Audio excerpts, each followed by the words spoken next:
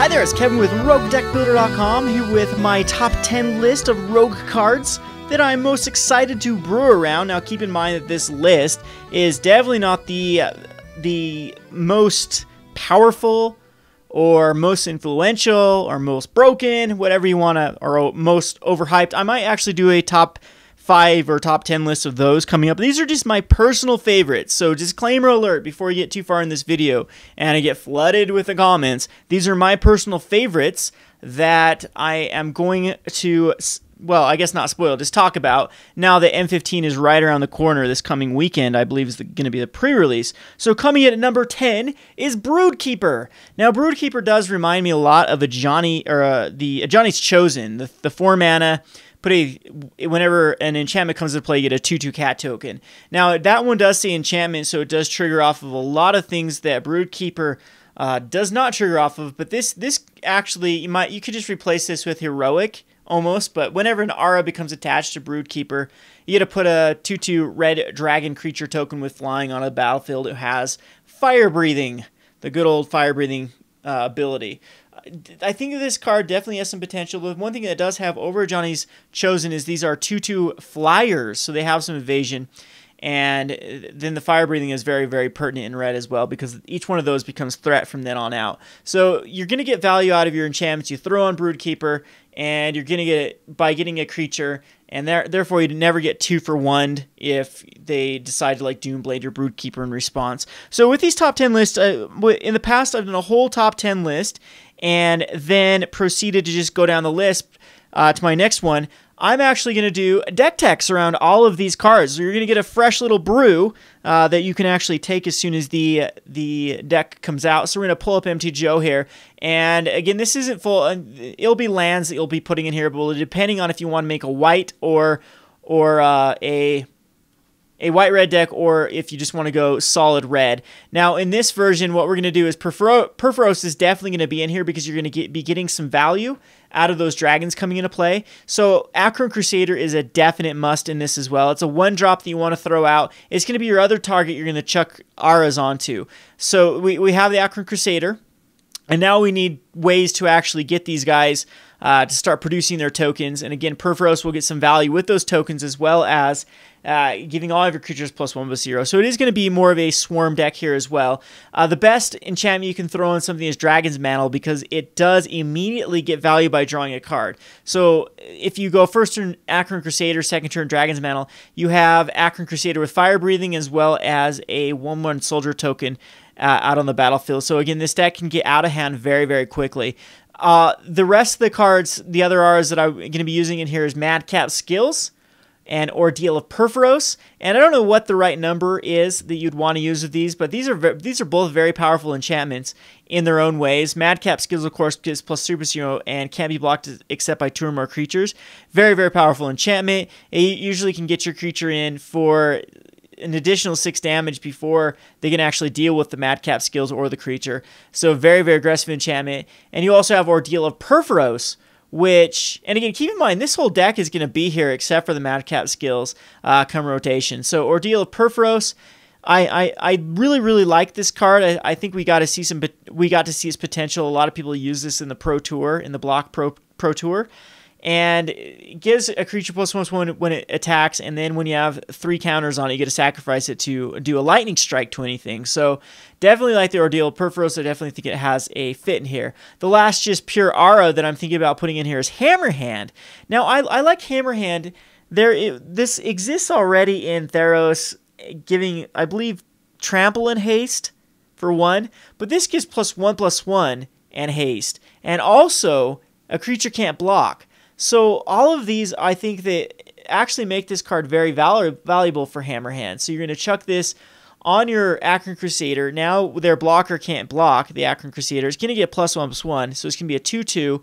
And late game, the haste is actually very relevant. Say Perforos, for example. Say this, you can throw out Perforos, and you have a couple of other cards out there like a Hammer Perforos. Now you need 1 more devotion to get this guy active. Throw down a Hammerhand, gets Perforos active, and +1/+1 and haste. You're swinging in for 7. You make their blocker unable to block, and hopefully lethal. So late game Hammerhand is actually a potential finisher, as well as an early way to get out those tokens. So let's go back to our deck list here. So you're going to want some combination of Madcap, Seals, Ordeal, Perforos, and Hammer Hands. Now we have all the bestow cards. I think would be the next best fit. And the good thing about red is it has the cheapest bestow cards. We have Nyxborn Rolliker, which is just 2 mana, and it's not very exciting. It's just a 1/1, and of course bestows 1/1 onto another creature. But again, it's going to be able to trigger off the Broodmaster or the Broodkeeper and the Akron Crusader quite easily. Then we have Everflame Eidolon. It's just 1 more mana in each way, bestows 1 more, as well as the casting cost is 1 more. But it gives them fire breathing, which in red, in a mono red list, of course, is very, very good. In this deck, I'm sure we'll use Nightthose Shrine of Nyx in it. And then we have Mogis Warhound, which again is the same cost of Everflame Eidolon, but you're kind of trading the 1/1 for a permanent 2/2. And I do believe that those are the most powerful bestow out of red. Since we want our guys to have haste, they come into play. Yes, the Crusaders guys have haste, but the Dragons don't. Hammer Perforos is a great card here. Hammer Perforos is also a nice threat, as you can sacrifice a land to put a 3/3 Golem enchantment artifact into play. And, I mean, these two have great synergy to begin with.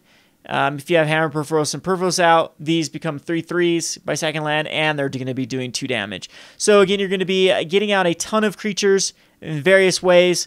Either just by straight casting them, but having the bestows come in. And this deck, I can see, it kind of has what an aggro deck wants, which is longevity. It has the ability to kind of recover if they do start killing off your, picking off their creatures.